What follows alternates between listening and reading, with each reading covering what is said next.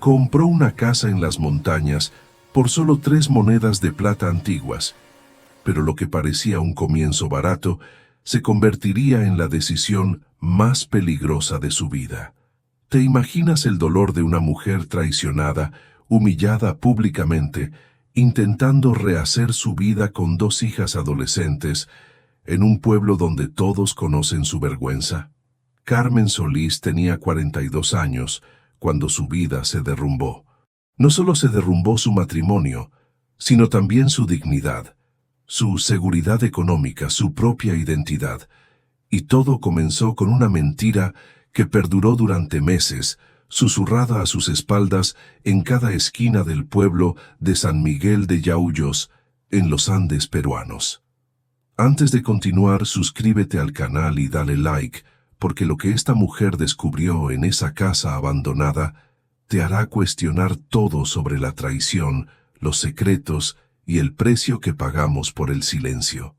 Y cuéntame en los comentarios, ¿te atreverías a comprar una casa por casi nada si supieras que nadie más la quiere? Si fuera tu única oportunidad de empezar de cero.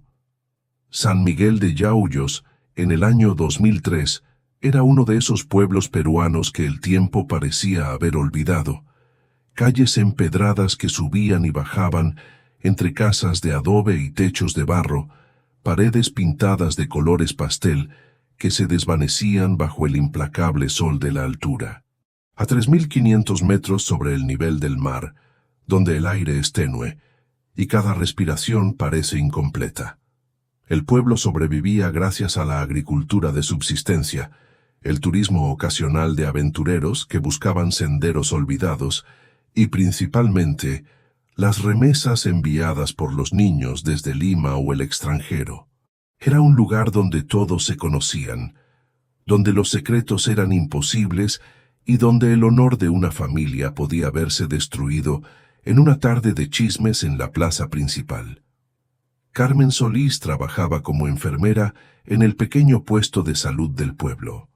Era alta para los estándares locales, 1,75 metros, con hombros anchos y manos callosas, no solo por el trabajo en el hospital, sino también por años ayudando a su esposo en la pequeña granja que cultivaban en las laderas.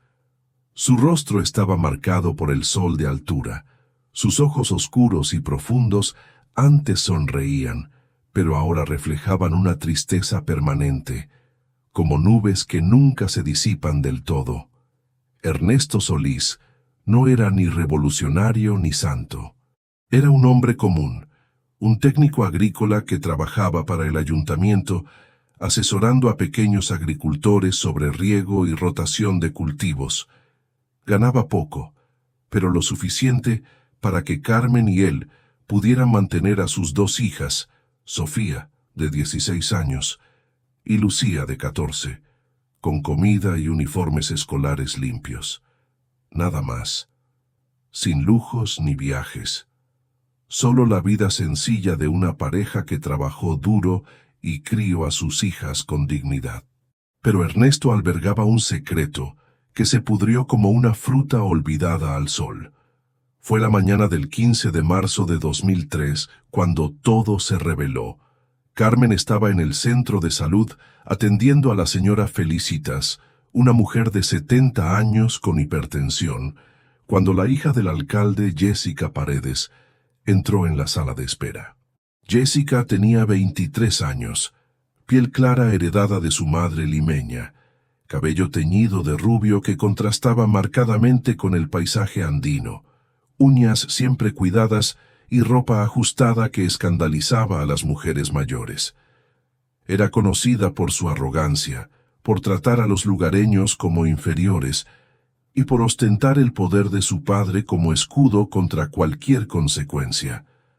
Carmen la recibió con la cordialidad profesional que mantenía con todos.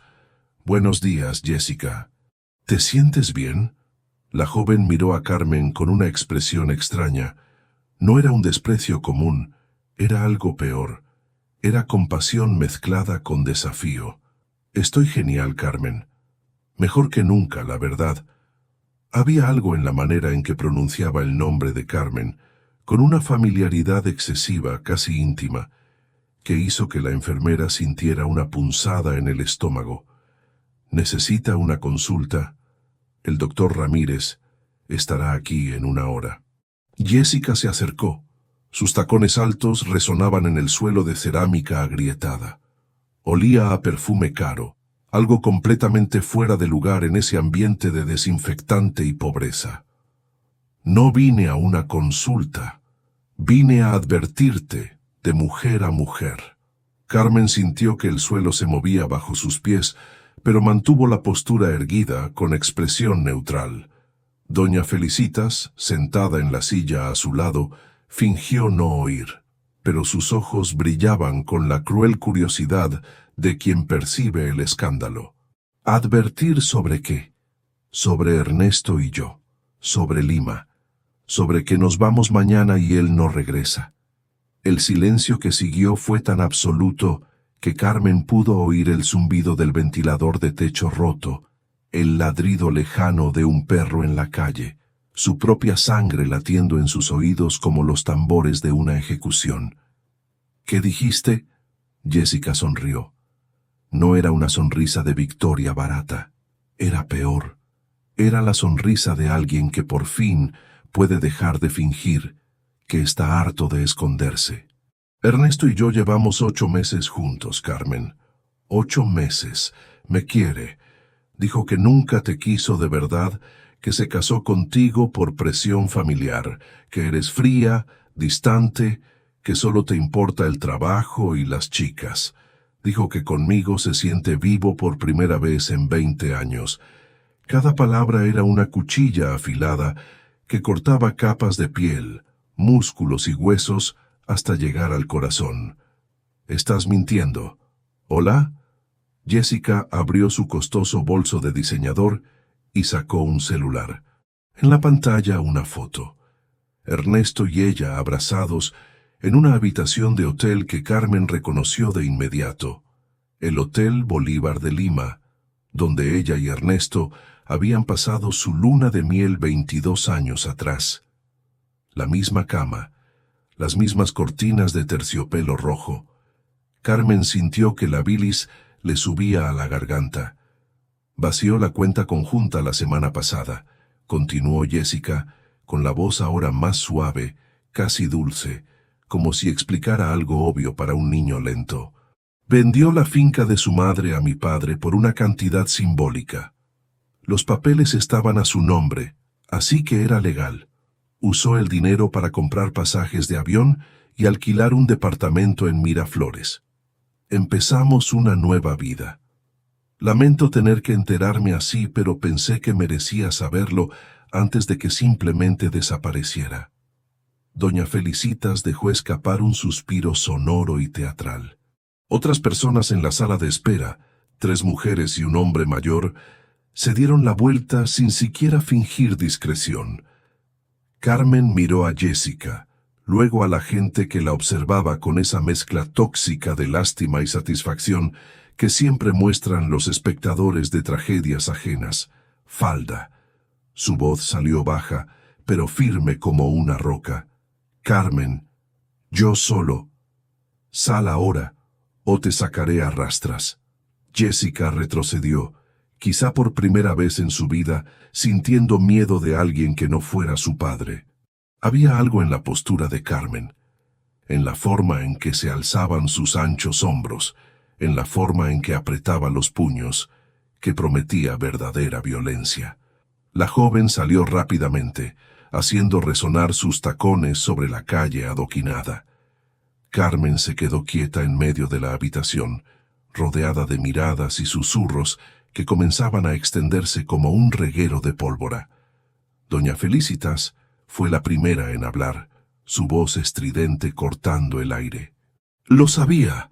Le dije a mi amigo que algo andaba mal. Ese hombre llevaba meses luciendo culpable». Carmen se giró lentamente. Observó a cada persona en la sala, una por una, grabando sus rostros en su memoria. «Si me disculpan, necesito ir a casa». Se quitó el delantal blanco, lo colgó en el perchero con movimientos mecánicos y salió por la puerta trasera del centro de salud, ignorando las llamadas de la recepcionista. El camino a su casa, una sencilla estructura de adobe y teja en una calle lateral, duró 15 minutos que parecieron 15 horas. Cada paso era automático. Carmen no sentía el suelo bajo sus pies, no sentía el viento frío de la tarde, no sentía nada más que un inmenso vacío que se abría en su pecho, tragándoselo todo: la esperanza, la confianza, los 22 años de amor. Cuando llegó a casa, Ernesto estaba allí. Estaba en la sala, sentado en el desgastado sofá que habían comprado juntos en un bazar de Lima 10 años atrás, con una vieja maleta de vinilo a su lado, ya cerrada. Sus hijas no estaban allí, todavía estaban en la escuela. Ernesto levantó la vista cuando ella entró. No parecía sorprendido, de hecho parecía aliviado. «Entonces te lo dijo», dijo con voz cansada y sin emoción. Carmen cerró la puerta tras ella con cuidado, como si todo fuera demasiado frágil para movimientos bruscos. 8 meses. No era una pregunta, era una observación. Ernesto asintió. 8 meses. Y tú ibas a irte mañana sin decir nada. Iba a dejar una carta. Carmen dejó escapar una risa sin humor, un sonido áspero y roto. Una carta. 22 años de matrimonio, 2 hijas. Y me ibas a dejar una carta. Ernesto se levantó. Tenía 45 años, pero parecía mayor. Canas, barriga prominente y profundas arrugas alrededor de los ojos. Un hombre común y corriente en plena crisis de la mediana edad, con una mujer más joven, hermosa y adinerada. Carmen, no quise hacerte daño así, pero ya no puedo vivir así. Ya no puedo fingir que soy feliz aquí, en este pueblo olvidado, en esta casa que se cae a pedazos, en esta rutina que me asfixia. Entonces, ¿por qué te quedaste tanto tiempo? ¿Por qué tuviste hijas conmigo? ¿Por qué me hiciste creer que éramos una familia? Él miró hacia otro lado, incapaz de mirarla a los ojos. Intenté amarte, te juro que lo intenté, pero Jessica me hace sentir joven de nuevo. Me hace sentir que aún tengo futuro, que no soy solo un técnico agrícola fracasado en un callejón sin salida. Vaciaste nuestra cuenta. Vendiste la granja que pertenecía a mi madre. Estaba a mi nombre. Legalmente podía hacerlo. Legalmente, repitió Carmen con la voz cargada de veneno. Pero moralmente, y como padre, y como hombre, Ernesto recogió la maleta. Las chicas lo entenderán algún día. Encontrarás a alguien. Eres fuerte, siempre has sido más fuerte que yo. Caminó hacia la puerta. Carmen no se movió para detenerlo. Simplemente se quedó allí, observando cómo el hombre con quien había compartido la mitad de su vida se transformaba en un extraño ante sus ojos. Ernesto se detuvo con la mano en el pomo de la puerta. Te amé, de verdad, con todo lo que tenía. Abrió la boca como para decir algo, pero luego simplemente se fue, cerrando la puerta suavemente detrás de él. Carmen se quedó sola en la habitación vacía. Y ahí fue cuando todo se vino abajo. Cayó de rodillas sobre el frío suelo de cemento, con las manos apretadas contra el pecho, como si pudiera sostener físicamente los pedazos de su corazón destrozado. Las lágrimas brotaban en oleadas violentas y sofocantes, un sonido animal que no reconocía como propio. 22 años. 22 años despertándose a su lado, lavando su ropa, preparándole café, creyéndole las palabras «te amo» que repetía mecánicamente antes de dormirse. Todo era mentira, o peor aún, quizá había sido cierto al principio, pero en algún momento, sin darse cuenta, se había transformado en obligación, aburrimiento, resentimiento, y ella no lo había visto. Estaba tan ocupada atendiendo a los pacientes en la clínica, criando a sus hijas, manteniendo la casa con el poco dinero que tenían, que no notó que su esposo se alejaba de ella, noche tras noche, hasta convertirse en un extraño que dormía a su lado. Cuando Sofía y Lucía regresaron de la escuela 2 horas después, encontraron a su madre sentada a la mesa de la cocina, con los ojos rojos e hinchados, pero sin lágrimas. Llegó un punto en que el dolor era tan intenso que el cuerpo simplemente dejó de producir lágrimas, como un pozo seco. «¿Mamá?» Sofía fue la primera en entrar, con la mochila colgada del hombro. A sus 16 años, su rostro redondo de niña empezaba a estrecharse. Sus ojos eran iguales a los de su padre, grandes y castaños, y llevaba el pelo largo recogido en una coleta. Detrás de su hermana entró Lucía, que era más baja y más parecida a Carmen en estructura ósea, con hombros anchos que aún no había aprendido a no encorvar para parecer más pequeña. Carmen miró a sus hijas y supo que ya no podía protegerlas de la verdad. Merecían saberlo, merecían prepararse para el abandono, sentarse. Las niñas intercambiaron una mirada preocupada y se sentaron a la mesa, una a cada lado de su madre. «Tu padre se fue». Silencio, pesado como una piedra. «¿A dónde?», preguntó Sofía con la voz temblorosa porque una parte de ella ya sabía la respuesta. «Para Lima, con Jessica Paredes. Llevan 8 meses juntos. No va a volver». Lucía soltó un sollozo agudo y se tapó la boca con las manos. Sofía palideció, sus labios formando palabras que no salían. «¿Él nos dejó? ¿Así sin más? ¿Sin siquiera despedirse?».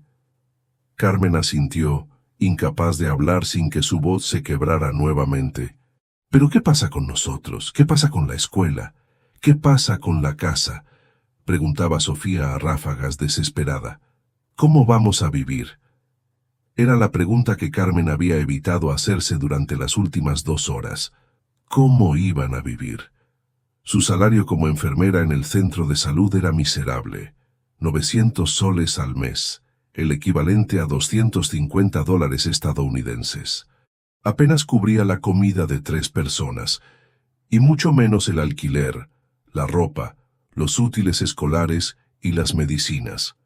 La pequeña finca que pertenecía a su madre, su único patrimonio, su única seguridad, había sido vendida por Ernesto al alcalde, el padre de Jessica, probablemente por una fracción de su valor real, y la cuenta bancaria conjunta estaba vacía. Ernesto se lo había llevado todo.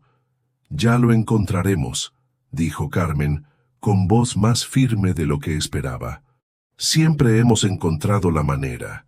Seguiremos intentándolo». Pero ella no creyó sus propias palabras. Los días que siguieron fueron una tortura lenta y metódica. Todo el pueblo sabía de la traición. Era imposible ignorarlo. Jessica se había asegurado de que la noticia corriera incluso antes de partir a Lima con Ernesto. Y en un lugar como San Miguel de Yauyos, donde el mayor entretenimiento era seguir las tragedias ajenas, la historia de Carmen Solís se convirtió en el tema principal de conversación en cada esquina, en cada mercado, en cada misa. Pobre Carmen, traicionada por su marido con ese vagabundo de la capital. Debería haberse dado cuenta. Una mujer siempre sabe cuando su marido está con otra. Dicen que vació la cuenta y vendió todo. La dejó sin nada. Ella debió haber hecho algo para que él buscara a otra. Un hombre satisfecho no engaña. Los susurros la seguían como moscas. Carmen sentía las miradas mientras caminaba por la calle. Sentía el peso de los chismes, incluso estando sola en casa. La humillación era una prenda húmeda y pesada que no podía quitarse. En la clínica, la situación empeoró. Algunos pacientes la trataban con una compasión condescendiente que resultaba más dolorosa que el desprecio absoluto. Otros le hacían preguntas indiscretas disfrazadas de preocupación. «Carmen, cariño, ¿estás bien? ¿Necesitas hablar? ¿Has hablado con un abogado? Podrías demandarlo, ¿sabes? Dios tiene un plan para todo. Quizás sea mejor así. Carmen respondía con monosílabos, manteniendo una fachada profesional. Pero por dentro se desmoronaba un poco más cada día. La situación financiera se volvió desesperada rápidamente. El dueño de la casa donde vivían, un comerciante local llamado Justino Cáceres, apareció 3 semanas después de que Ernesto se fuera, exigiendo el pago de 3 meses de alquiler atrasado. Ernesto me prometió que pagaría esta semana, dijo Justino en la puerta, con tono formal pero impaciente. Pero parece que ya no está. Lo sé, respondió Carmen, encorvada de vergüenza. Dame 2 semanas. Conseguiré el dinero. Carmen, me caen bien, pero tengo cuentas que pagar. Si no tengo el dinero en 2 semanas, tendré que pedirte que te vayas. Le tomó 2 semanas ahorrar 900 soles, 3 meses de alquiler a 300 soles cada uno. Era imposible. Su sueldo apenas cubría la comida y el transporte. No tenía ahorros, no tenía nada. Fue en este estado de absoluta desesperación, 4 semanas después de que Ernesto se fuera, que Carmen recibió la carta. Era una tarde de lunes, gris y fría como todas las tardes de mayo en los Andes. Carmen acababa de llegar a casa tras un turno agotador en el centro de salud, cuando encontró un sobre blanco debajo de la puerta. No había remitente, no había sello postal. Alguien lo había entregado personalmente. Carmen abrió el sobre con manos temblorosas. Dentro había una sola hoja de papel amarillento, escrita a mano con una caligrafía antigua, inclinada y elegante. Señora Carmen Solís, conozco tu situación. Sé que tu marido te engañó y te robó. Sé que estás arruinada y a punto de perder tu casa. Sé que estás desesperada. Tengo una propiedad en venta, una casa en la montaña, a 20 kilómetros de San Miguel, sobre el camino viejo a Tanta. Perteneció a la curandera Mercedes Guamán, quien falleció hace 20 años. La casa ha estado vacía desde entonces. Nadie la quiere, nadie se atreve a vivir allí. Pero no eres como los demás. Conoces el dolor, conoces la traición, y quizás por eso eres la persona indicada. El precio es simbólico. 3 monedas de plata antiguas. Seguro que puedes conseguirlo. Si le interesa, acuda a la notaría de don Esteban Rojas el viernes al mediodía. Los papeles estarán listos. Un amigo. Carmen leyó la carta 3 veces. Su corazón se aceleraba con cada lectura. Era absurdo. ¿Quién vendería una casa por 3 monedas? ¿Y quién era ese amigo anónimo que conocía tantos detalles de su vida? Pero la mención del nombre de Mercedes Guamán despertó algo en su memoria. Mercedes Guamán. Carmen la recordaba vagamente. Tenía solo 22 años cuando Mercedes murió, pero la curandera era una figura legendaria en el pueblo. Una mujer poderosa, temida y respetada, que curaba con hierbas y rituales ancestrales, que leía el futuro en las hojas de coca y en los sueños de la gente. Y entonces, hace 20 años, Mercedes simplemente desapareció. Su cuerpo fue encontrado semanas después en su propia casa en la montaña, en circunstancias que nunca se aclararon del todo. Algunos dijeron que fue un robo, otros que fue un asesinato por encargo, y otros que fue una venganza contra los espíritus a los que había ofendido. El caso se presentó como muerte por causa indeterminada, y la casa fue abandonada. Y ahora, 20 años después, alguien le ofrecía esa casa a Carmen por casi nada. ¿Fue una trampa? ¿Fue una broma cruel? Pero Carmen estaba desesperada, y la gente desesperada toma decisiones que la gente segura de sí misma jamás tomaría. ¿Puedes entender esa sensación? Cuando la vida te acorrala tanto que cualquier salida, por extraña o peligrosa que parezca, es mejor que quedarte quieto esperando a que pase lo peor. Carmen guardó la carta en el bolsillo de su delantal y fue a la pequeña cómoda de su habitación donde guardaba las pocas joyas que poseía. Unos pendientes de plata que habían pertenecido a su abuela, un sencillo anillo que su madre le había regalado el día de su boda, y 3 antiguas monedas de plata de 1 sol cada una, acuñadas en 1920, que su abuelo había conservado como reliquia familiar. Había exactamente 3 monedas de plata antiguas. ¿Cómo lo supo la persona que escribió esa carta? Un escalofrío recorrió la espalda de Carmen, pero lo ignoró. Recogió las pesadas y frías monedas en la palma de la mano y se las guardó en el bolsillo. El viernes al mediodía, Carmen estaba en la pequeña notaría de don Esteban Rojas, un hombre de 60 años, calvo y regordete, que se encargaba de todos los asuntos legales del pueblo. «Ah, señora Solís», dijo cuando Carmen entró, con voz formal pero no hostil. «La estaba esperando. Los papeles están listos. Don Esteban, ¿sabe usted quién me envió esa carta?» El notario se ajustó las gafas de lectura en la nariz y hojeó los documentos en su desordenado escritorio. «La verdad es que no lo sé. Recibí instrucciones por correo hace una semana. Alguien pagó mis honorarios por adelantado y me pidió que preparara la escritura de la casa de Mercedes Guamán a su nombre.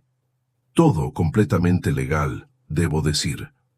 La propiedad estaba a nombre de la familia Guamán, pero los herederos, sobrinos que viven en Huancayo, firmaron un poder notarial autorizando la venta. Parece que llevan años queriendo deshacerse de ella, pero nadie la compra». «¿Y por qué nadie lo compró?». Don Esteban vaciló apartando sus pequeños ojos de los de Carmen.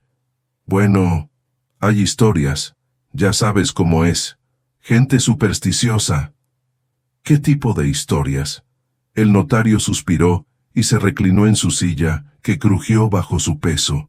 «Dicen que la casa está embrujada, que Mercedes fue asesinada dentro y su espíritu aún ronda por allí. 4 familias intentaron vivir allí durante los primeros años tras su muerte.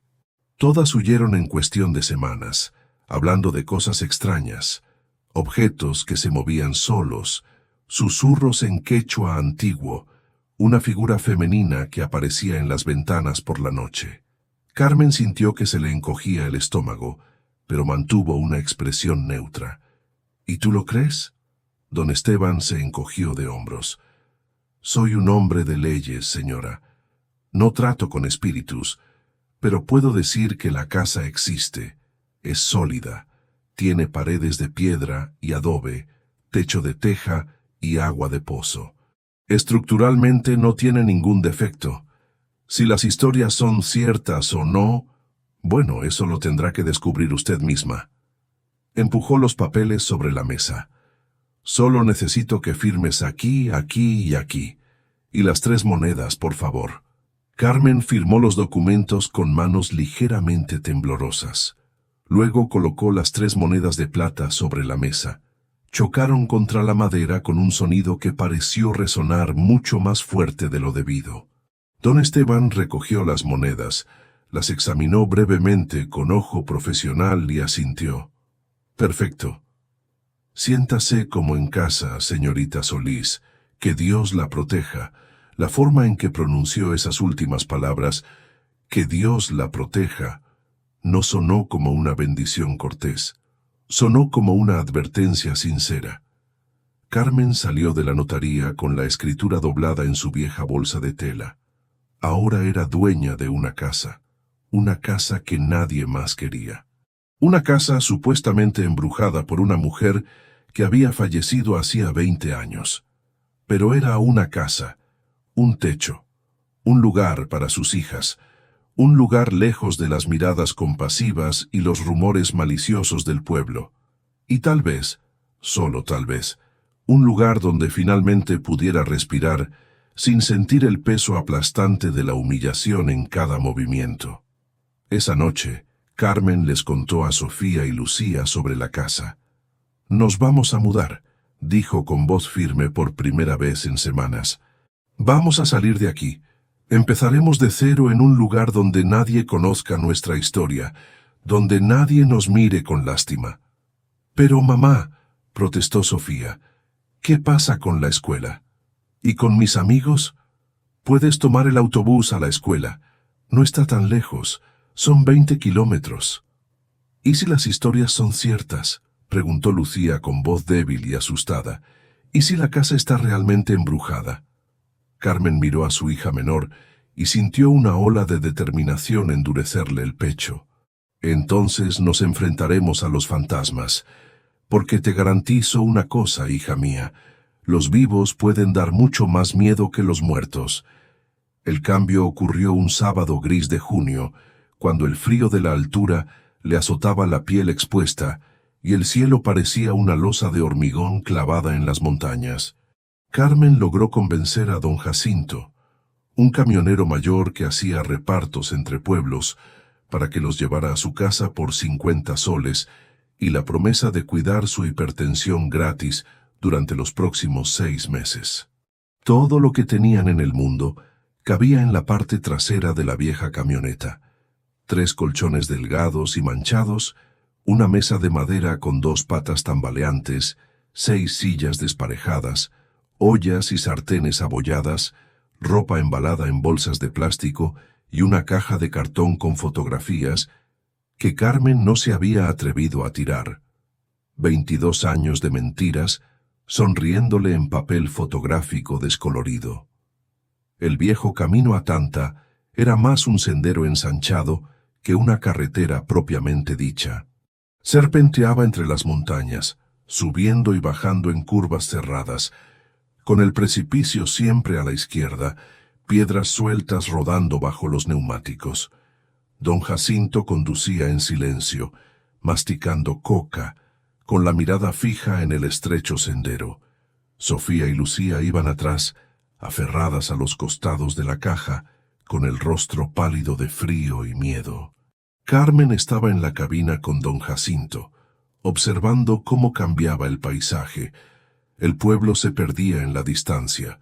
Las montañas se cerraban a su alrededor como muros de piedra viva. El verde ralo cedía paso al marrón y gris de la altitud. «Hace mucho que no vengo aquí», dijo de repente don Jacinto con la voz ronca por décadas de fumar cigarrillos baratos. «Desde que murió Mercedes ya nadie usa esta calle. Aquí arriba no hay nada más que su casa». «¿La conocías? Mercedes». El viejo conductor dio una larga calada a su Coca-Cola antes de responder. Todos conocían a Mercedes. Era imposible no conocerla. Era diferente, poderosa. La gente venía de pueblos lejanos a consultarla, mujeres que no conseguían embarazarse, hombres con negocios en quiebra, pacientes a quienes los médicos ya habían dado por perdidos. Y ella sanaba, no siempre, pero lo suficiente como para ser respetada y temida. ¿Por qué se le tiene miedo? Don Jacinto miró de reojo a Carmen, sus pequeños ojos amarillentos estudiándola. Porque sabía cosas, veía cosas, leía a la gente como se lee un periódico, y no tenía miedo de decir verdades que nadie quería oír. Se ganó muchos enemigos poderosos. ¿Cómo quién? El conductor no respondió de inmediato. Bajó la marcha, y el camión crujió al subir una pendiente particularmente pronunciada. Finalmente, señaló hacia adelante con la barbilla. «Hemos llegado». La casa emergió como una aparición entre la niebla que descendía de las montañas. Era una estructura de 2 pisos, de piedra y adobe, con un techo de tejas rojas oscurecidas por el tiempo. Muros gruesos, ventanas pequeñas y profundas, una sólida puerta de madera que parecía capaz de resistir un terremoto. Había algo fortificado en ella, algo que hablaba de protección, pero también de aislamiento. Los terrenos circundantes eran vastos, quizá de 2000 metros cuadrados, rodeados por un muro bajo de piedras sueltas. Había restos de un jardín antaño cuidado, rosas silvestres que crecían desordenadamente, hierbas medicinales que se convertían en maleza, un sendero de piedra que conducía desde la puerta principal hasta un pozo de piedra en el centro del patio. Pero lo que más impresionó a Carmen fue el silencio. No era solo ausencia de sonido, era un silencio denso, casi físico, como si el aire mismo contuviera la respiración. Ni siquiera los pájaros cantaban, ni siquiera el viento silbaba entre las piedras, solo un silencio absoluto, denso, expectante. Don Jacinto detuvo el camión y apagó el motor. El silencio se hizo aún más profundo. «Bueno», dijo con una voz extraña, casi intrusiva en el silencio. «Está aquí». Sofía y Lucía saltaron de la parte trasera de la camioneta y sus pies golpearon la tierra seca con un golpe sordo. Las niñas miraron la casa y luego a su madre. Sus rostros reflejaban claramente lo que pensaban, qué terrible error habían cometido. Carmen bajó de la cabaña. Sus botas de enfermera tocaron por primera vez lo que ahora era su propiedad. El aire era más enrarecido, más frío, cargado de un aroma que no pudo identificar, tierra húmeda mezclada con algo floral y algo más, algo antiguo, como páginas de libros olvidados en sótanos húmedos. «Te ayudaré a descargar», ofreció don Jacinto, pero había urgencia en su voz, un claro deseo de terminar rápido e irse. Tardaron media hora en descargarlo todo. Don Jacinto trabajaba con rapidez, evitando mirar directamente a las ventanas de la casa, como si temiera ver algo observándolo. Cuando terminaron, prácticamente corrió de vuelta a la cabaña. «Carmen», dijo antes de irse con la mano ya en el encendido, «si necesitas irte de aquí, si necesitas volver al pueblo, no lo dudes. No vale la pena quedarse en un lugar que no te quiere. La casa no me quiere». Don Jacinto abrió la boca, la cerró y lo pensó mejor. «Solo ten cuidado. Mercedes no era una mujer común, y su muerte no fue común. Hay cosas que no se olvidan fácilmente». Arrancó el motor y se marchó, mientras la camioneta levantaba una nube de polvo seco que tardó muchos minutos en asentarse. Carmen, Sofía y Lucía estaban en el patio vacío, rodeadas de sus escasas pertenencias, contemplando la casa que ahora era suya. «Vamos adentro», dijo Carmen intentando sonar segura. La puerta principal no estaba cerrada con llave. La cerradura era vieja y oxidada, pero funcionaba. Carmen empujó la puerta, que se abrió con un crujido largo y agudo, como el suspiro de alguien que llevaba mucho tiempo conteniendo la respiración. El interior olía a moho, a polvo acumulado, a tiempo detenido. La luz que entraba por las ventanas sucias era tenue y filtrada, creando largas sombras que se movían con cualquier corriente de aire. La sala principal era espaciosa, con un suelo de tablones anchos y oscuros de madera, desgastados en el centro por generaciones de pies. Aún había muebles, una pesada mesa de madera contra la pared, sillas volcadas, un armario alto con puertas de cristal esmerilado, donde Carmen podía ver las formas indistintas de botellas y objetos. A la izquierda, una escalera de madera subía al segundo piso. Cada escalón crujía por su propio peso. A la derecha, una puerta daba a lo que parecía ser la cocina. Carmen pudo ver parte de una vieja estufa de leña, estantes vacíos y ollas colgando de ganchos oxidados. «Todo sigue aquí», murmuró Sofía, con un eco extraño en el vacío. Como si acabara de irse. Era cierto. La casa no había sido vaciada. Había platos en el fregadero, cubiertos de una gruesa capa de polvo. Había ropa aún colgada en una habitación del segundo piso, vestidos de mujer, sencillos pero bien hechos, con olor a naftalina y a descomposición lenta. Había libros en los estantes, cuadernos apilados, velas medio consumidas. Quienquiera que hubiera heredado la propiedad de Mercedes simplemente la había abandonado, dejándolo todo atrás, como si el mismo acto de entrar y recoger pertenencias fuera demasiado peligroso. Carmen intentó ignorar el nudo en el estómago y comenzó a organizar la limpieza. Abramos todas las ventanas. Que circule el aire. Lucía, tú barre la sala. Sofía, ayúdame a limpiar la cocina. Tenemos que dejarla habitable antes de que oscurezca. Trabajaban en silencio, cada uno absorto en sus propios pensamientos. El silencio de la casa era diferente del silencio exterior. Dentro se respiraba una sensación de escucha, como si las paredes mismas prestaran atención a cada susurro, a cada movimiento, a cada respiración. Fue Lucía quien se dio cuenta primero. Madre. Carmen estaba en la cocina intentando hacer funcionar la vieja estufa de leña cuando oyó la voz de su hija. Baja, tensa, asustada. Mamá, ven a ver esto. Carmen dejó la leña y fue a la sala.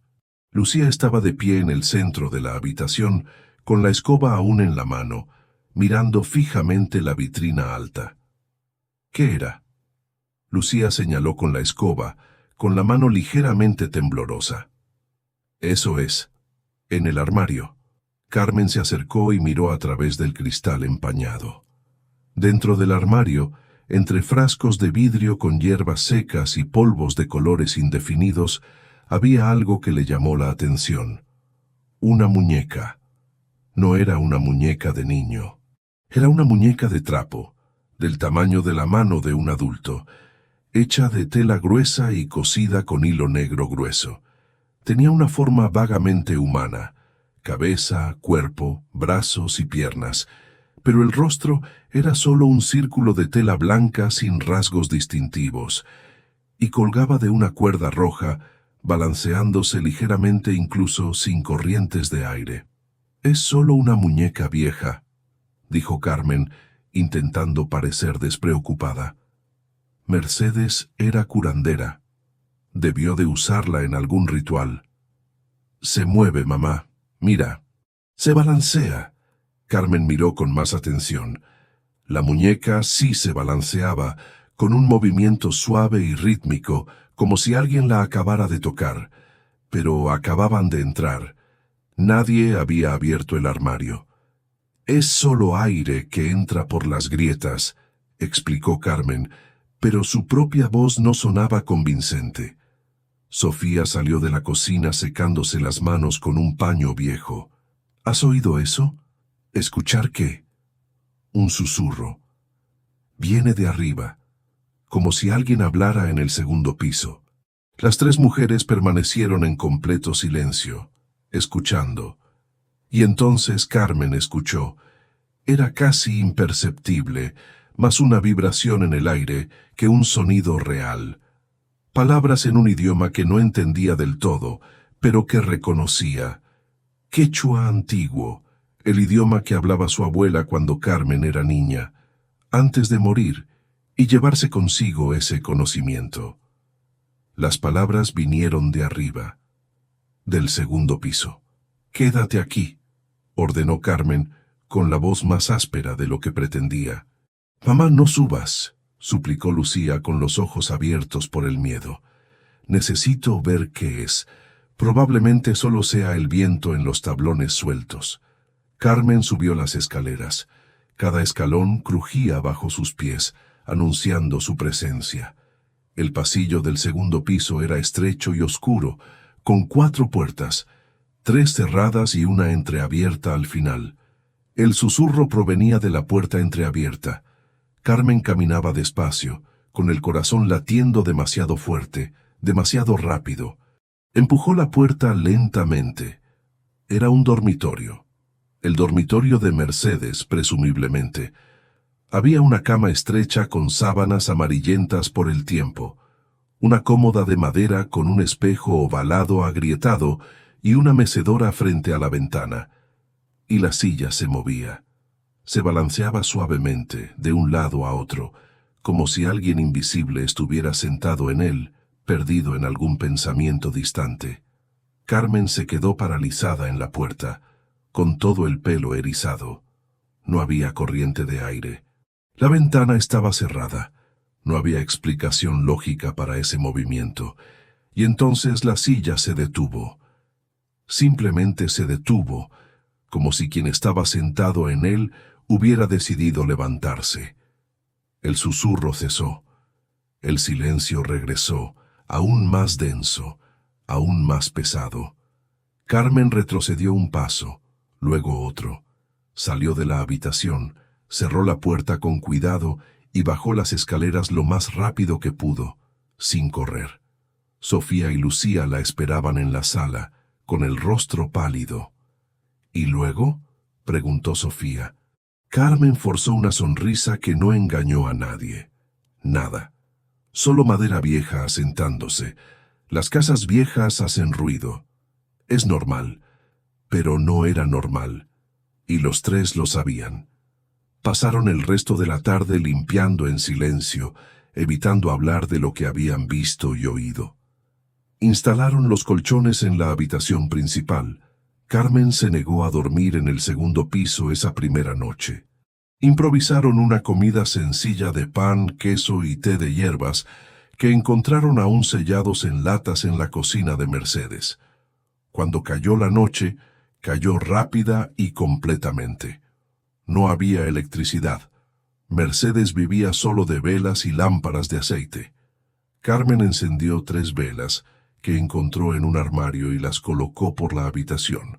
La tenue y parpadeante luz de las velas hacía que las sombras bailaran en las paredes, creando formas que parecían moverse cuando Carmen no las miraba directamente. «Vamos a dormir temprano», dijo. «Todavía tenemos mucho trabajo que hacer mañana».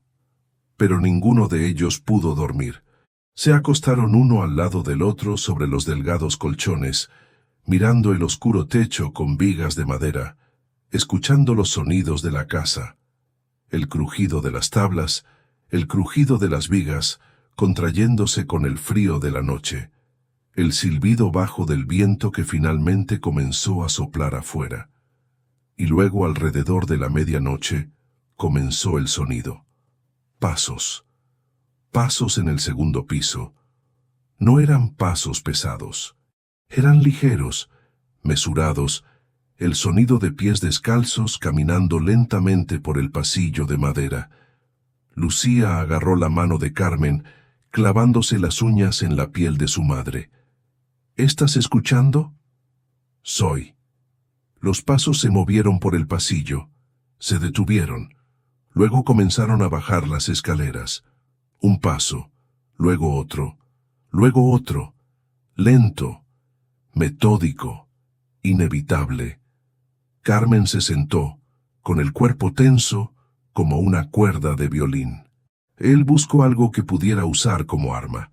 Agarró el palo de escoba que estaba apoyado contra la pared. ¿Quién está ahí? Su voz salió fuerte y desafiante, pero por dentro el miedo la carcomía como ácido. Los pasos se detuvieron. El silencio volvió. Y entonces una voz de mujer baja y ronca, hablando en quechua. Mujeres vinieron a esta casa. ¿Pero saben por qué? Carmen lo entendió. Su abuela le había enseñado bastante. Las mujeres vinieron a esta casa. Pero ¿sabes por qué? A Carmen se le heló la sangre. Sofía dejó escapar un gemido sordo de puro terror. Lucía empezó a llorar en silencio, con lágrimas corriendo por su pálido rostro. Carmen se levantó lentamente, agarrando con fuerza el mango de la escoba como una lanza. Le temblaban las piernas, pero se obligó a levantarse, a enfrentarse a lo que fuera que estuviera allí. «¿Quiénes son ustedes?», preguntó en español, con una voz más firme de lo que esperaba. «¿Qué quieren de nosotros?». Silencio. Entonces la voz regresó ahora en español, pero con el viejo acento de las montañas, de las generaciones que vivieron antes de los caminos, antes de la electricidad, antes de que el mundo moderno invadiera los Andes. «No soy tu enemiga, Carmen Solís». La forma en que la voz pronunció su nombre, con conocimiento, con familiaridad, hizo que a Carmen se le erizara la piel. «¿Cómo sabes mi nombre? Sé todo sobre ti. Sé de la traición, sé del dolor. Sé por qué viniste. Por eso te traje aquí. Fuiste tú quien envió la carta. Un sonido que podría ser una risa o un suspiro. Necesitaba a alguien con el corazón roto, alguien que comprendiera el dolor de la traición, alguien lo suficientemente fuerte como para escuchar la verdad. Carmen dio un paso hacia las escaleras, de donde parecía provenir la voz. A la luz parpadeante de las velas, pudo ver la base de los escalones, pero nada más. Ninguna figura, ninguna forma humana. ¿Qué verdad? La verdad sobre cómo morí, la verdad sobre quién me mató, la verdad sobre que este pueblo enterró junto con mi cuerpo. Mercedes, susurró Carmen, y no era una pregunta. Intentar. Una figura empezó a materializarse al pie de la escalera. No era sólida, parecía más bien humo denso, como niebla condensada que adquiría una forma vagamente humana. Carmen podía ver a través de ella, ver las tablas de la escalera detrás, pero aún así, la figura era innegable. Una mujer, alta, erguida, con el pelo largo y oscuro que flotaba como bajo el agua. «No vamos a hacerte daño», dijo la aparición, con un eco extraño en su voz, como si viniera de varios lugares a la vez. «Pero necesitas entender dónde estás. Esta casa no es solo piedra y madera, es un registro, un testigo, y fuiste elegido para liberar finalmente lo que está atrapado aquí». «¿Gratis qué?», preguntó Carmen con voz temblorosa. «La verdad. Y a mí». La forma comenzó a disiparse, disolviéndose como humo transportado por el viento. «Mañana, cuando salga el sol, busca en el sótano. Hay una entrada oculta tras la estufa de leña de la cocina. Ahí abajo encontrarás lo que necesitas ver. Pero recuerda, una vez que lo sabes, ya no puedes fingir ignorancia. Y la ignorancia, a veces, es la única protección que tenemos». «Espera». Carmen dio 2 pasos rápidos hacia la figura que desaparecía. «¿Por qué yo? ¿Por qué nosotras?».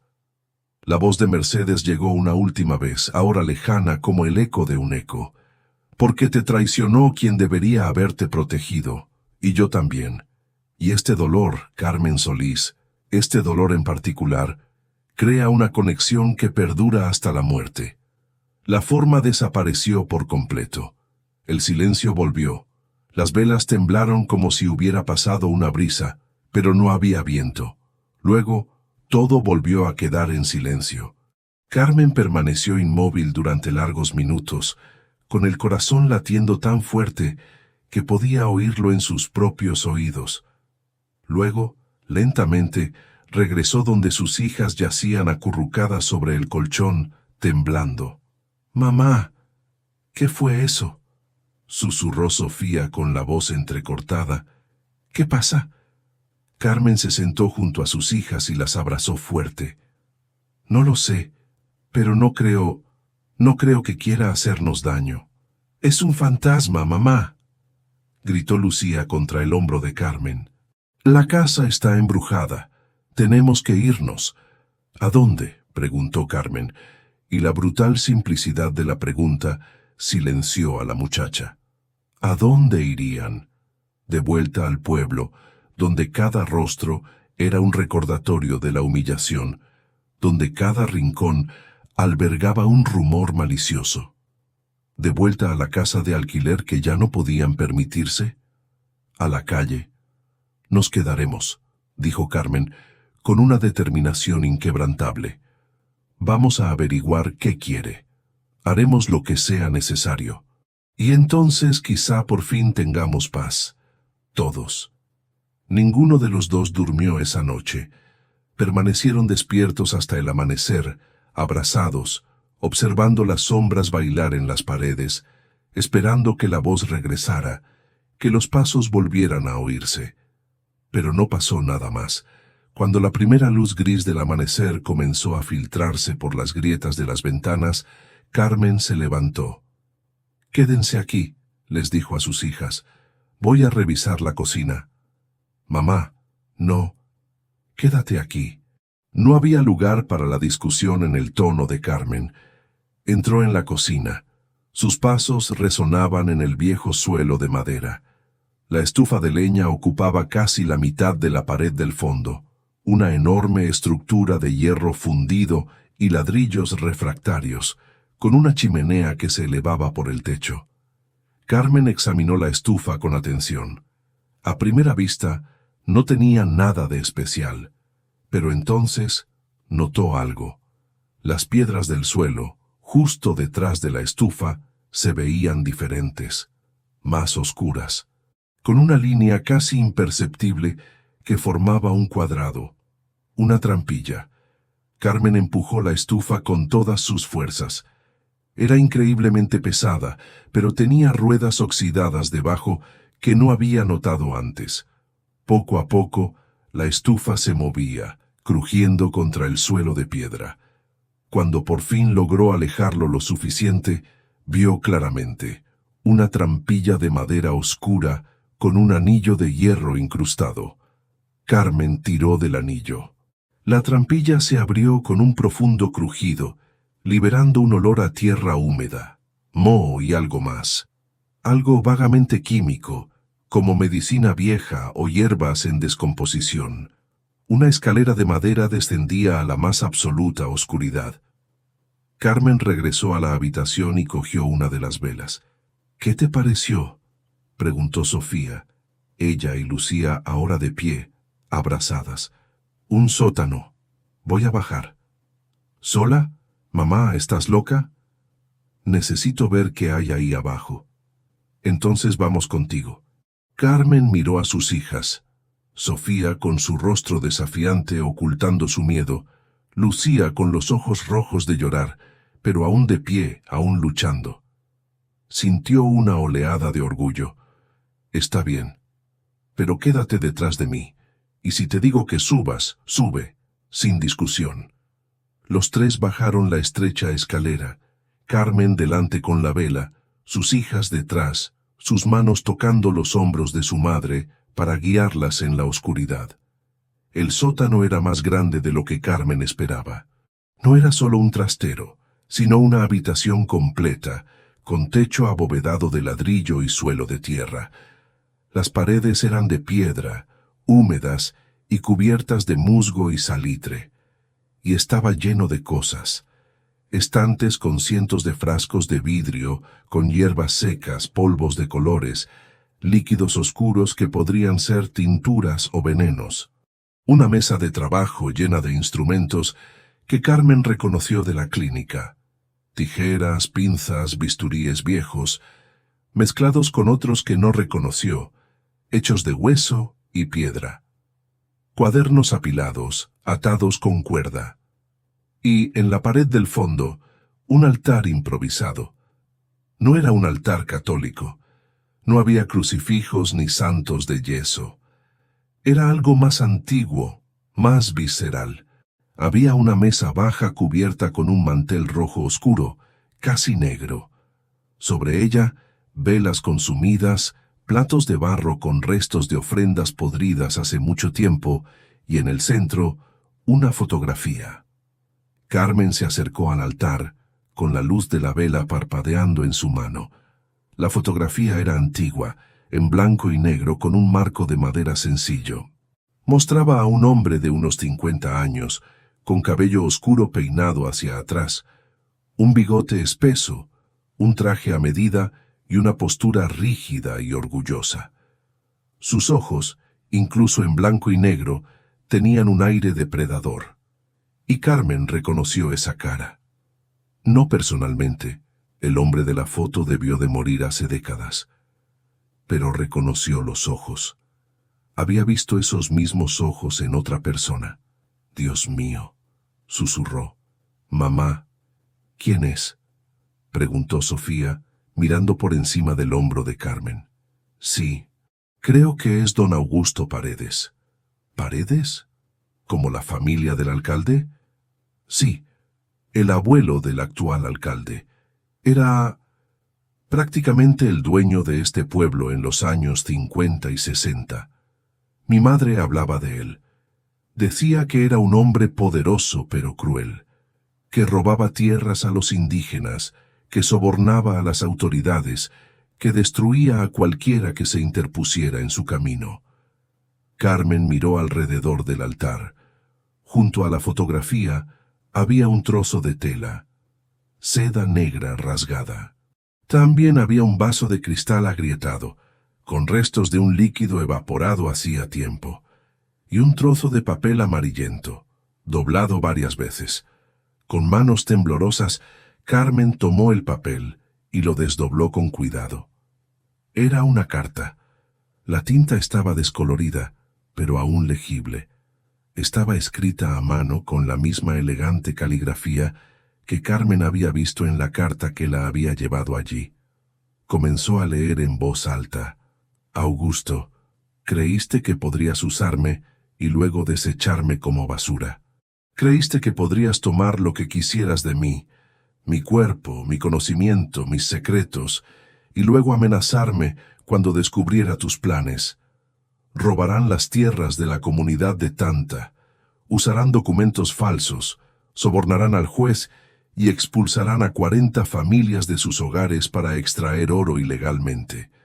Destruirán la montaña sagrada, y pensaste que me quedaría callado porque tenemos un hijo. Pero no me callaré, Augusto. Lo contaré todo.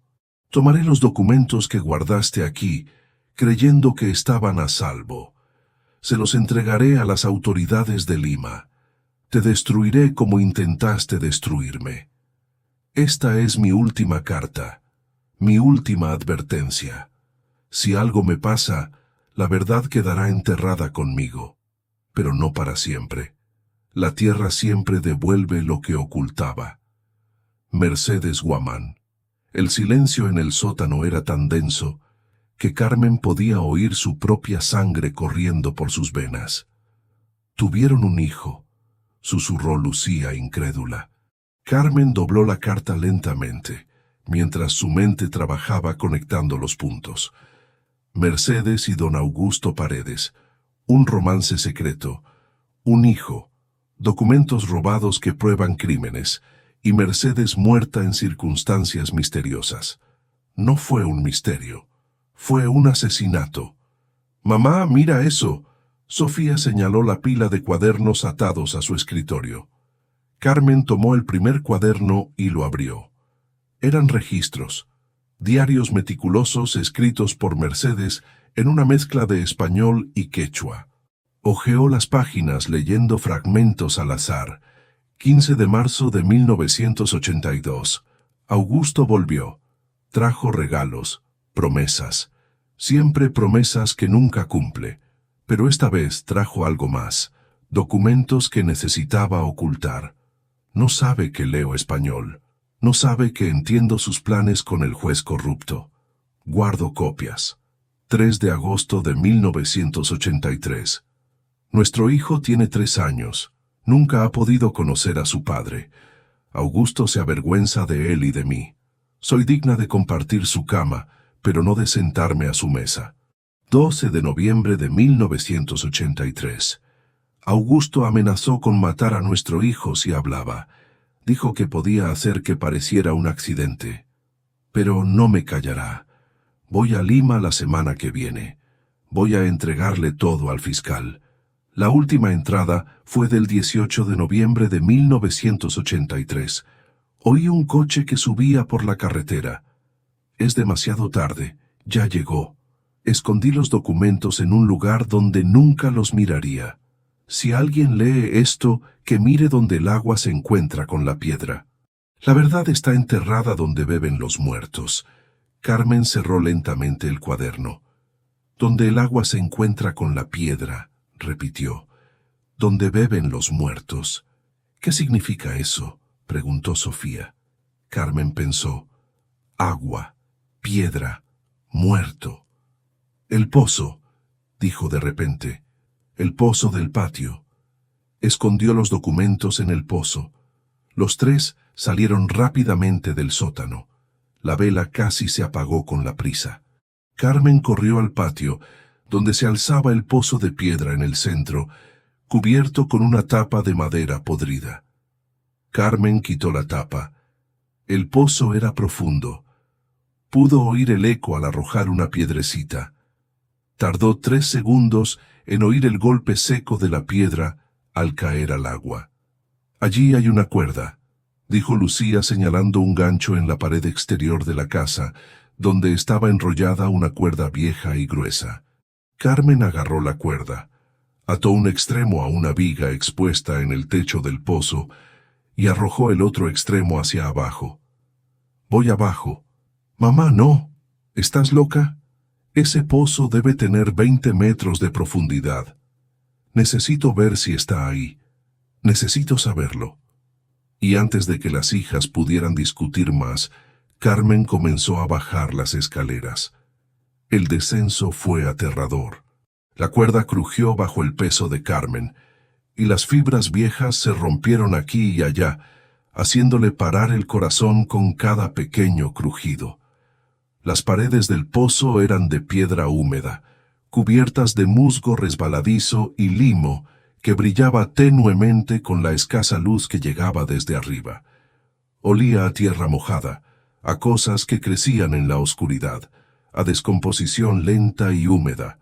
Carmen descendía metro a metro, con los brazos ya ardiendo por el esfuerzo, sus callosas manos de enfermera resbalando sobre la cuerda mojada. Arriba, oía las voces ansiosas de Sofía y Lucía. Sus rostros se recortaban como 2 círculos pálidos contra el cielo gris. «Mamá, ¿estás bien?» «Estoy aquí, solo un poquito más». El agua estaba más cerca. Carmen podía oírla, un sonido líquido y vivo, como una respiración. Sus botas tocaron la superficie. El agua estaba helada, afilada como un cuchillo. Continuó bajando hasta que el agua le llegó a la cintura, castañeteándole los dientes por el frío.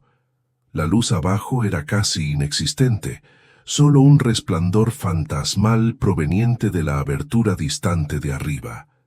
Carmen tanteó los muros de piedra, buscando algo, cualquier cosa que pareciera fuera de lugar. Y entonces sus dedos se encontraron, una grieta en el muro, justo por encima del nivel del agua. No era natural, era demasiado cuadrada, demasiado deliberada.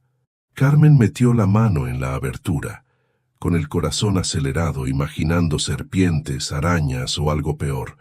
Sus dedos tocaron el plástico. Lo sacó. Era una bolsa de plástico gruesa, de las que se usan para proteger documentos, enrollada varias veces y atada con alambre. Pesada, llena de algo. «¡Lo encontré!», gritó hacia arriba, y su voz resonó en las paredes del pozo. «¡Subo!». La subida fue aún peor que el descenso. Le temblaban los brazos, los músculos le gritaban de cansancio, y la bolsa de plástico atada a la cintura le dificultaba cada movimiento. Resbaló 2 veces. Sus botas perdieron agarre en la roca mojada, dejándola colgando solo por la fuerza de sus brazos. Pero ella continuó, porque tenía que continuar, porque 20 años de silencio estaban en esa bolsa, porque la verdad, por muy enterrada que esté, siempre encuentra la manera de salir a la superficie. Cuando por fin llegó al borde del pozo, Sofía y Lucía la sacaron. Carmen cayó de rodillas en el suelo de piedra del patio, empapada, temblando, pero aferrada a la bolsa de plástico contra el pecho como si fuera oro. «Mamá, ¿estás bien? Estás loca. Podrías haber muerto». Carmen respiraba con dificultad. El corazón le latía con tanta fuerza que le dolía. Pero sonrió. Por primera vez en semanas, una sonrisa de verdad. «Pero no morí. Y mira lo que encontré». Con dedos temblorosos, desató el alambre que cerraba la bolsa de plástico. Dentro, protegidos por capas de plástico, había documentos. Docenas de ellos. Contratos, escrituras, mapas, membretes. Y todos, absolutamente todos, llevaban la firma de Augusto Paredes. Carmen abrió el primer documento. Era un contrato de compraventa de tierras, 5.000 hectáreas de la comunidad indígena de Tanta, vendidas a un precio irrisorio. Pero la firma del representante de la comunidad era claramente falsa. Carmen pudo ver dónde se había corrido la tinta, dónde le temblaba la mano al copiar el nombre. El segundo documento era aún peor. Era una carta del juez de distrito Augusto Paredes, confirmando la recepción de $3.000 estadounidenses como compensación por los servicios prestados en la legalización de las propiedades en disputa. En otras palabras, un soborno documentado. Había más, mucho más. Mapas que mostraban vetas de oro en las montañas de Tanta, presupuestos para equipos de minería, acuerdos con empresas canadienses y estadounidenses para extraer el mineral, y, al fondo de la bolsa, una carta del propio Augusto Paredes a Mercedes, fechada el 16 de noviembre de 1983, 2 días antes de su muerte. Carmen leyó en voz alta, con voz temblorosa: Mercedes, me has decepcionado profundamente. Te di todo lo que una mujer como tú podría desear: dinero, protección, incluso reconocí al bastardo que llevas dentro. ¿Y así me lo pagas? ¿Con amenazas? No vas a ir a Lima, no vas a hablar con ningún fiscal, no vas a arruinar años de trabajo por tu primitiva moral indígena. Devuelve los documentos que robaste, olvida lo que viste, y quizás, solo quizás, que tú y el chico sigan viviendo su insignificante vida aquí en las montañas. De lo contrario, bueno, los accidentes ocurren, sobre todo con los curanderos que viven solos en lugares aislados. Esta es mi última oferta de paz. Augusto. El silencio que siguió estaba cargado con la gravedad de lo que acababan de descubrir. La mató, susurró Lucía, con lágrimas en los ojos. Iba a desenmascararlo y él la mató. Y nadie investigó, añadió Sofía con la voz cargada de ira, porque era demasiado poderoso, demasiado rico. Controlaba a todos aquí. Carmen dobló cuidadosamente los documentos y los guardó en la bolsa de plástico. Su mente trabajaba a toda velocidad, conectando más puntos. El hijo, dijo de repente. Mercedes escribió que tenían un hijo. Él habría... Déjame calcular. Si hubiera nacido en 1980, hoy tendría 43 años. Sofía frunció el ceño. ¿Crees que sigue vivo? ¿Que vive en el pueblo? No lo sé. Pero Mercedes escribió que Augusto reconoció al niño. Quizá conste en los registros oficiales. Quizá... Una voz interrumpió sus pensamientos. Quizás deberías dejar de mirar. Los tres se giraron bruscamente. Un hombre estaba de pie en la entrada del patio, donde la puerta de piedra daba al sendero. Carmen no lo había oído llegar, no había oído un coche, ni pasos, ni nada. Tenía unos 45 años, quizás 50. Alto, delgado, con la piel bronceada por el sol de la altura y el pelo corto y canoso. Vestía ropa sencilla, vaqueros desgastados, camisa de franela y botas de trabajo. Pero lo que más llamó la atención de Carmen fueron sus ojos. Eran los mismos ojos de la fotografía del altar del sótano, los ojos de Augusto Paredes. ¿Quién eres?, preguntó Carmen, levantándose lentamente y colocándose entre el hombre y sus hijas. El hombre dio unos pasos hacia el patio. No parecía amenazador. Sus movimientos eran lentos y cautelosos, como los de alguien que se acerca a un animal asustado. Mi nombre es Martín, Martín Guamán, hijo de Mercedes Guamán y Augusto Paredes. Carmen sintió que el suelo se movía bajo sus pies. Tú eres el hijo. Martín asintió. Sus ojos, esos ojos inquietantemente familiares, fijos en Carmen. Lo soy, y sé por qué estás aquí. Sé lo que has encontrado. ¿Cómo lo sabes? Una triste sonrisa cruzó el curtido rostro de Martín. Porque yo fui quien envió la carta. Yo fui quien los trajo aquí. Sofía dio un paso adelante, con la voz cargada de acusación. Nos usaste. Nos trajiste a esta casa embrujada. Nos aterrorizaste. No, interrumpió Martín levantando una mano. Yo no te aterroricé. Mi madre lo hizo, o lo que queda de ella. Yo solo abrí la puerta. Te di la oportunidad. Pero fue ella quien decidió hablar. Fue ella quien te eligió. Carmen presionó contra su pecho la bolsa de plástico que contenía los documentos. ¿Por qué? ¿Por qué nosotros? Martín dio unos pasos más y se detuvo a unos 5 metros. Su voz, al hablar, estaba cargada de un viejo dolor, de heridas que nunca sanaron del todo. Porque necesitaba a alguien de afuera, alguien que no le tuviera miedo a la familia Paredes, alguien que no se dejara comprar ni amenazar. ¿Y usted pensó que una enfermera viuda con 2 hijas y sin dinero sería esa persona? No, dijo Martín con calma.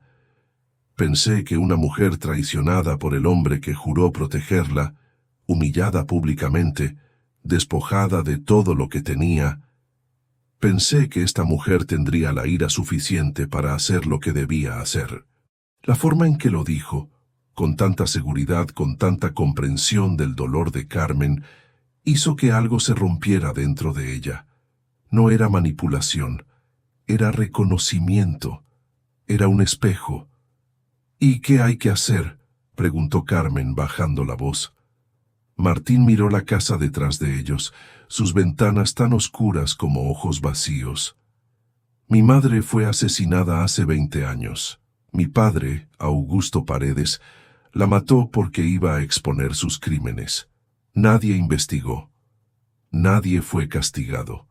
Y la familia Paredes siguió controlando este pueblo, robando tierras, destruyendo vidas, construyendo su imperio sobre mentiras y sangre. ¿Y tú?, preguntó Sofía. ¿Dónde estabas cuando murió tu madre? El dolor en el rostro de Martín era palpable. Tenía 3 años. Me llevaron la misma noche que ella murió. Augusto envió hombres. Me arrebataron de sus brazos. Me llevaron a Lima, muy lejos. Me dieron otro nombre, otra familia. Crecí sin saber quién era mi verdadera madre.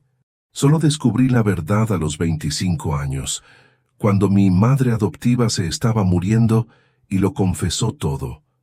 Y volviste. Regresé. Pero era demasiado tarde. Augusto había muerto años atrás. La casa de mi madre estaba abandonada. Los documentos que había escondido, nadie sabía dónde estaban. Busqué durante años, revolví cada rincón de esa casa, pero nunca los encontré, hasta que, hace unos meses, mi madre vino a mí en un sueño. Carmen sintió un escalofrío recorrer su columna. En un sueño, Martina sintió. Me mostró el pozo, me mostró dónde había escondido la verdad, pero también me mostró que no podía ser yo quien recuperara los documentos. Tenía que ser otra persona, alguien a quien ella eligiera. Y eligió a Carmen, susurró Lucía empezando a comprender. Ella eligió. No sé cómo ni por qué, quizás porque ustedes dos, mi madre y la tuya, comparten el mismo dolor. El dolor de ser traicionadas por hombres poderosos que creían poder hacer lo que quisieran sin consecuencias. Carmen miró los documentos que tenía en las manos. 20 años de silencio, 20 años de injusticia, y ahora la verdad estaba ahí, húmeda y fría, pero innegable. ¿Qué quieres que haga con esto? Martín miró directamente a los ojos de Carmen. Quiero que los desenmascares. Quiero que lleves estos documentos a las autoridades de Lima. Quiero que destruyas a la familia Paredes como destruyeron a mi madre. Me van a matar, dijo Carmen simplemente. Si hago eso, el actual alcalde, el nieto de Augusto, me matará. Tú lo sabes. Ser. Y aún así, me pide que haga esto. Te pido que elijas. Puedes quemar estos documentos, puedes olvidar todo lo que has visto aquí, Puedes volver a tu pueblo y vivir tu vida en silencio. Nadie te culpará. Ya has sufrido bastante.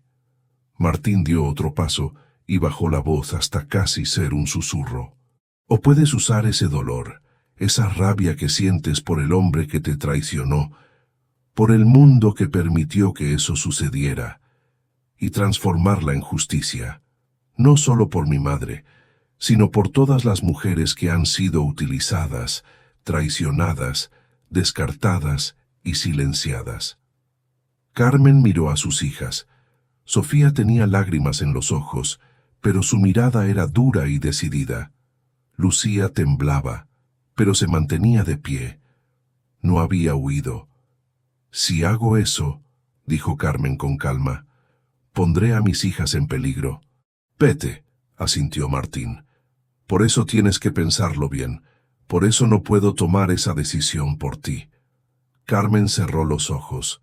Sintió el peso de los documentos en sus manos. Sintió el agua fría del pozo aún empapando su ropa. Percibió la presencia invisible de Mercedes a su alrededor, esperando, observando. Y sintió algo más: ira. Esa ira latente, enterrada bajo capas de vergüenza y dolor. La ira de haber sido traicionada. La ira de haber sido robada. La ira de ver a su esposo irse con una mujer más joven y rica sin consecuencias. La ira de tener que agachar la cabeza y aceptar la humillación como si fuera su destino. Ernesto estaba ahora en Lima, probablemente feliz, probablemente riendo, probablemente sin pensar siquiera en las dos hijas que abandonó. Y la familia Paredes, la misma familia que protegió a Ernesto, que le dio trabajo en el ayuntamiento, que compró la finca de Carmen por una miseria, seguía siendo poderosa, intocable. Pero quizá no tenía por qué ser así. Quizás había una manera de transformar ese dolor en algo más grande. Carmen abrió los ojos. «Lo haré», dijo con voz firme. «Llevaré estos documentos a Lima, lo revelaré todo, pero no por venganza. Lo haré porque es lo correcto. Porque mi madre me enseñó que hay cosas por las que vale la pena luchar, incluso con miedo, incluso cuando nos cueste todo». Martín cerró los ojos por un largo instante, como si finalmente le hubieran quitado un peso inmenso de encima. «Gracias», dijo con la voz quebrada. «Gracias por darle voz a mi madre después de tanto tiempo». «¿Cómo vamos a hacer esto?», preguntó Sofía, siempre práctica incluso en medio del miedo. «No podemos simplemente aparecer en Lima con estos documentos. Los Paredes tienen contactos en todas partes. Nos detendrán incluso antes de que lleguemos a la fiscalía». Martín asintió. «Por eso lo planeé todo con tanto cuidado. Tengo un amigo en Lima, un abogado de derechos humanos llamado Fernando Castillo. Trabaja en casos de corrupción y despojo de tierras indígenas. Lleva meses esperando estos documentos. Lo llamé en cuanto te envié la carta». «¿Y puede protegernos?», preguntó Carmen. «Él puede hacer más que eso. En cuanto recibamos los documentos, los registrará oficialmente, hará copias y los distribuirá a varios medios de comunicación simultáneamente. Hará que sea imposible volver a enterrar la historia, pero debemos actuar rápido. Hoy es sábado. El lunes, el alcalde se enterará de que estás aquí, en casa de Mercedes, y comprenderá lo que esto significa». «¿Cómo lo sabrá?», preguntó Lucía. «Porque don Jacinto, el camionero que los trajo, ya debe haberle contado a medio pueblo, y alguien, en algún momento, se lo dirá a la persona equivocada. Las noticias corren rápido en lugares pequeños». Carmen pensó rápidamente. «Así que tenemos que irnos hoy». «¿Ahora?» «Sí. Tengo mi auto escondido en la carretera a 1 kilómetro de aquí. Podemos irnos de inmediato. Llegaremos a Lima en 6 horas. Entrega los documentos a Fernando esta noche».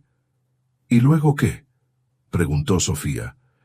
«Después de que salga la noticia, ¿qué pasa con nosotros?». Martín dudó antes de responder. «¿En serio? No lo sé. La familia Paredes es poderosa, Pero cuando salen a la luz escándalos como este, a veces hasta los poderosos caen. Y tendrás la protección de la prensa, de la opinión pública. No les será fácil tocarte sin causar aún más escándalo. A veces, repitió Carmen tomando la palabra. No siempre. No, admitió Martín. No siempre. Carmen volvió a mirar a sus hijas. Sofía le tomó la mano y la apretó con fuerza. Mamá, si vas a hacer esto, vamos contigo, no te vamos a dejar sola. Lucía, temblorosa pero decidida, tomó la otra mano de Carmen. Somos una familia. Hacemos esto juntos. Carmen sintió lágrimas que le quemaban los ojos, pero no eran lágrimas de dolor, eran lágrimas de orgullo, de amor, de una fuerza que desconocía poseer hasta que la puso a prueba al máximo. Está bien, dijo con voz firme, vámonos a Lima, hoy mismo, ahora mismo. Entraron corriendo a la casa a recoger sus pocas pertenencias. Carmen se detuvo al pie de la escalera, mirando hacia el segundo piso, hacia la habitación donde la mecedora se había movido sola. Mercedes, dijo en voz alta sin importarle si sonaba loca, haremos lo que nos pediste, contaremos tu historia, te haremos justicia. Por un instante no pasó nada. Entonces Carmen sintió, no vio, solo sintió, una presencia a su lado, cálida, agradecida, en paz, y una voz tan baja que solo podía ser el viento le susurró al oído. Gracias, hermana del dolor, ahora ambas somos libres. Gracias, hermana del dolor, ahora ambas somos libres. La presencia se disipó como la niebla bajo el sol de la mañana. Carmen supo con absoluta certeza que Mercedes Guamán finalmente se había ido, que su espíritu ya no estaba atado a esa casa, a esa injusticia, a ese dolor, y que ella, Carmen Solís, le había dado a una mujer muerta hacía 20 años, lo que nadie más se había atrevido a darle, una voz. El viaje a Lima fue tenso y silencioso. Martín conducía rápido pero con cuidado, mirando constantemente el retrovisor. Carmen iba en el asiento del copiloto, con la bolsa de plástico con los documentos en el regazo, aferrándola con los dedos como si fuera un ancla. Sofía y Lucía estaban sentadas en el asiento trasero, abrazadas, viendo cómo las montañas gradualmente daban paso a las colinas, luego a las llanuras, luego al caos urbano de Lima, una ciudad de millones que se tragaba a los recién llegados como una boca gigante. Llegaron a la oficina de Fernando Castillo al atardecer, tiñendo el cielo de naranja y morado. La oficina estaba en un edificio antiguo del centro de Lima, entre una farmacia y una tienda de electrónica. Nada impresionante, nada que sugiriera que allí se libraban batallas cruciales. Fernando era un hombre de unos 50 años, bajo, regordete, con gafas de montura gruesa y una calva brillante, pero su mirada era aguda e inteligente, y la forma en que estrechó la mano de Carmen transmitía seriedad y compromiso. «Señora Solís», dijo con voz profunda y firme, «Martín me habló de usted, de su valentía. Es un honor conocerla». Carmen entregó la bolsa de plástico. «Aquí está todo. 20 años de crímenes documentados». Fernando abrió la bolsa con manos ligeramente temblorosas, no de miedo, sino de emoción. La emoción de un abogado que por fin tiene las pruebas que lleva años buscando. Extendió los documentos sobre su escritorio abarrotado, se ajustó las gafas y empezó a leer. Su expresión cambiaba al pasar las páginas, sorpresa, luego ira, luego una satisfacción casi feroz. «Esto es oro», murmuró. «Esto es mejor que el oro. Es pura dinamita. Con estos documentos no solo podemos destruir la reputación de los Paredes, podemos reabrir el caso de la muerte de Mercedes. Podemos acusar al actual alcalde de complicidad en el ocultamiento de pruebas. Podemos desmantelar todo el imperio que construyeron sobre sangre y mentiras. ¿Cuándo?, preguntó Carmen. El lunes por la mañana. El domingo lo dedicaré a hacer copias, preparar el caso y contactar con periodistas de confianza. El lunes a las 7 de la mañana, esto saldrá en la portada de los principales periódicos. Y a las 8, presentaré la denuncia ante el Ministerio Público. ¿Y hasta entonces?, preguntó Martín. ¿Dónde se quedarán? No pueden volver a San Miguel. No es seguro. Fernando pensó por un momento. Tengo un apartamento seguro que uso para los testigos amenazados. Es pequeño pero cómodo. Está en un edificio discreto en el barrio de Breña. Nadie los encontrará allí. Pueden quedarse hasta el lunes, hasta que se publique la noticia y estén protegidos por la visibilidad pública. Y así fue como Carmen, Sofía y Lucía pasaron el domingo más extraño de sus vidas, encerradas en un pequeño departamento en Lima, comiendo comida para llevar, viendo la televisión sin verla realmente, esperando que llegara el lunes. Carmen apenas durmió la noche del domingo. Estaba tumbada en la estrecha cama del apartamento seguro, mirando el techo agrietado, pensando en todo lo que había sucedido en las últimas semanas.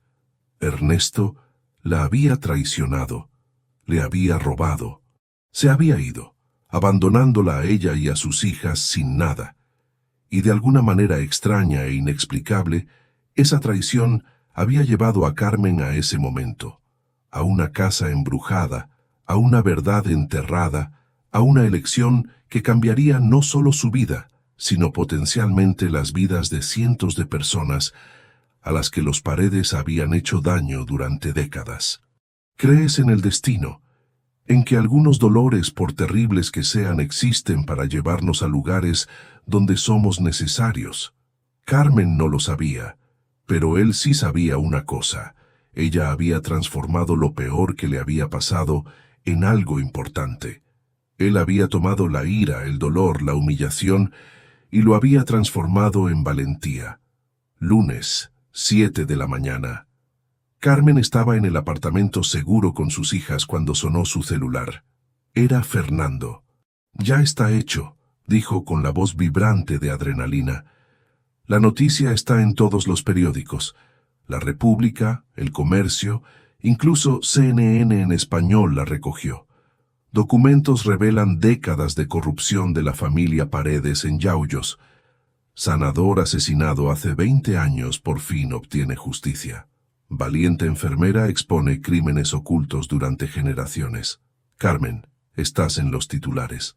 Carmen sintió que se le revolvía el estómago, en parte por miedo y en parte por algo parecido al triunfo. ¿Y el alcalde?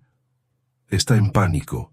Ya emitió un comunicado negándolo todo, diciendo que los documentos son falsos, que se trata de una conspiración política, pero nadie le cree. El Ministerio Público ya abrió una investigación formal. La Policía Federal va a San Miguel ahora mismo a interrogarlo. Carmen, lo logramos. Carmen colgó el teléfono y miró a sus hijas. Sofía lloraba, pero sonreía. Lucía la abrazó. Sus hombros por fin se relajaron después de días de tensión. «Lo logramos», repitió Carmen en voz baja, casi con incredulidad. En las semanas siguientes, la historia explotó. El alcalde de San Miguel de Yauyos, Roberto Paredes, nieto de Augusto Paredes, fue arrestado por cargos de ocultamiento de pruebas y complicidad en delitos contra comunidades indígenas. Otros 3 familiares fueron imputados. Se confiscaron propiedades. Las tierras robadas fueron devueltas a las comunidades originarias, y el caso de la muerte de Mercedes Guamán ha sido reabierto oficialmente como homicidio. Carmen se convirtió, contra su voluntad, en una figura pública. Los periodistas querían entrevistarla. Las ONG de derechos humanos querían homenajearla. Los políticos querían fotografiarse junto a ella, pero lo rechazó casi todo. No lo hizo por fama. Lo hizo por justicia, por Mercedes, por todas las mujeres silenciadas. Y tal vez en parte por ella misma, por la mujer traicionada que se negó a ser solo una víctima, y que eligió ser una guerrera. 3 meses después, Carmen regresó a su casa en la montaña. No vivir allí. Fernando la había ayudado a ella y a sus hijas a encontrar un pequeño pero seguro departamento en Lima, donde Sofía y Lucía podían asistir a mejores escuelas, y donde Carmen consiguió un trabajo en un hospital público, ganando el doble de lo que ganaba en San Miguel. Pero necesitaba volver. Necesitaba cerrar ese capítulo. Martín la acompañó. Los dos recorrieron el viejo camino a Tanta un sábado soleado, tan diferente de aquel primer día gris de miedo. La casa parecía diferente ahora, menos amenazante, menos sombría. Era solo una casa, piedra y madera, vieja pero sólida, con historias en las paredes, pero sin fantasmas atrapados en ellas. Entraron juntos. El silencio era ahora solo silencio. Ya no tenía esa cualidad densa y expectante. Era paz. Carmen subió a la habitación de Mercedes. La mecedora estaba quieta, cubierta de polvo. No se había movido. Ya no había nadie. Mercedes se había ido. «Ella está en paz ahora», dijo Martín detrás de ella, con voz suave. «Sí», coincidió Carmen. «Lo es». Bajaron al patio. Carmen caminó hasta el pozo, miró dentro, hacia esa profunda oscuridad de la que había extraído la verdad. «¿Sabes qué es lo más gracioso?», dijo, volviéndose hacia Martín. «Ernesto me traicionó, me robó, me humilló, y en ese momento pensé que era el fin del mundo. Pensé que nunca me recuperaría». «¿Y lo logró?», Carmen pensó durante un largo momento. «Logré más que solo recuperarme. Descubrí quién soy realmente. Descubrí que soy más fuerte de lo que creía. Descubrí que el dolor se puede transformar en algo más grande». Miró la casa, luego las montañas que la rodeaban, luego el cielo inmenso y despejado. «Ernesto me hizo lo peor que pudo, pero sin darse cuenta, me liberó. Me liberó de la ilusión de que lo necesitaba. Me liberó para convertirme en quien siempre debía haber sido». Martín sonrió. Una sonrisa triste pero genuina. «Mi madre lo sabía. Sabía elegir a la persona adecuada. Sabía que eras lo suficientemente fuerte para llevar su verdad. O tal vez», dijo Carmen con calma, «me volví lo suficientemente fuerte gracias a ella». Se quedaron allí unos minutos más, en un cómodo silencio. Luego Carmen se dio la vuelta para irse. «¿Vas a vender la casa?», preguntó Martín. Carmen meneó la cabeza. «No, voy a quedármelo. Quizás algún día, cuando todo esto se calme, cuando mis hijas crezcan, quizás vuelva, quizás lo convierta en algo bueno, un lugar de sanación, como lo hacía Mercedes. Un lugar donde puedan venir las mujeres que necesitan refugio. Creo que le gustaría eso. Yo también». Cuando estaban a punto de subir al coche, Carmen miró hacia atrás una última vez. Por un breve instante, tan breve que después no sabría si lo había visto o solo lo había imaginado, una figura apareció en la ventana del segundo piso. Una mujer de cabello largo y oscuro, vestida con sencillez, sonriendo, y luego desapareció. Carmen le devolvió la sonrisa. «Gracias», susurró al viento que empezaba a soplar desde las montañas. «Por elegirme, por confiar en mí, por mostrarme que la traición no tiene por qué ser el final de la historia. Puede ser el comienzo de una nueva». 6 meses después, Ernesto Solís intentó regresar a San Miguel de Yauyos. Su relación con Jessica Paredes había terminado. Cuando arrestaron a su padre y congelaron la fortuna familiar, ella lo abandonó sin dudarlo. Estaba solo, sin dinero, sin trabajo, con ganas de regresar al único lugar que conocía. Pero el pueblo no lo quería de vuelta. La gente que solía saludarlo en la calle le dio la espalda. Los empleadores rechazaron sus solicitudes. Incluso su propia familia extendida primos, tíos lejanos, le cerraron las puertas, porque todos sabían lo que había hecho. Todos sabían que había traicionado y robado a Carmen. Y todos sabían en qué se había convertido Carmen después. Una heroína, una guerrera, la mujer que había derribado a la familia más poderosa de la región. Ernesto intentó contactar a Carmen una vez. La llamó al celular queriendo... ¿Qué? ¿Perdón? ¿Reconciliación? ¿Una segunda oportunidad? Carmen respondió. Lo oyó gemir de lo mucho que lo sentía, de lo mucho que había cometido un error, y de lo mucho que quería recuperar a su familia.